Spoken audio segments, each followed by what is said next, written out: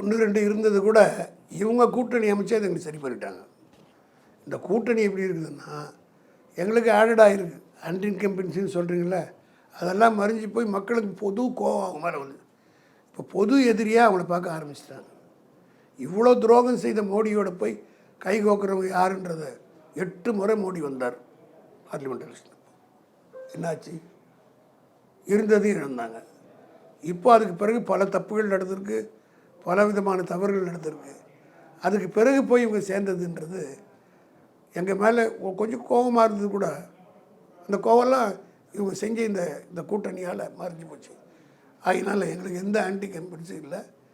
நடந்து முடிந்த பாராளுமன்ற தேர்தலையே வந்து 234 தொகுதியில் ஏறத்தாழ 220 தொகுதியில் எம்எல்ஏ செக்மெண்ட்டை நாங்கள் ஜெயிச்சிருக்கிறோம்.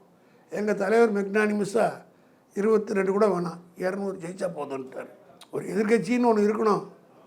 அவங்கள போய் கண்ணு கட்டிய தரவு பார்க்குறேன், எதிரியே தெரியலன்னு திமிராக பேசலை. ஒரு 34 எடுத்துங்கப்பா. அந்த 34 யார் யார் எவ்வளோ பங்கு போட போகிறீங்கன்றதை அவங்க முடிக்கு விட்டுறாங்கன்ற மாதிரி.